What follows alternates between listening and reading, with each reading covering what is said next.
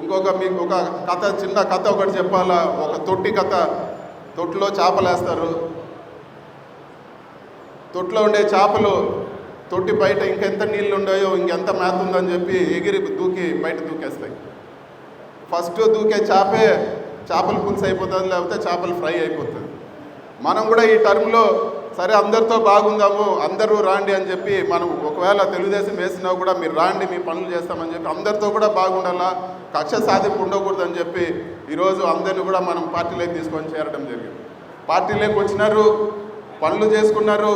మళ్ళీ కూడా ఎలక్షన్ వచ్చే కొద్దీ మళ్ళీ ఒరిజినల్ రంగు చూపించి మళ్ళీ ఆ పక్క వెళ్ళిపోయిన వాళ్ళు చాలామంది ఉంటారు.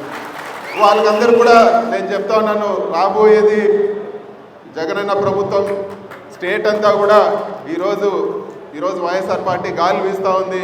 ఖచ్చితంగా తొట్లో నుంచి దూకిన చేపలన్నీ చేపల పులుసో చేపల ఫ్రై అయిపోతాయని చెప్పి ఈరోజు మీరు ఎక్కడ కూడా ఆధారపడాల్సిన పని లేదు. మీకు సపోర్టుగా ఎమ్మెల్యే గారు మేము ఖచ్చితంగా ఉంటాము.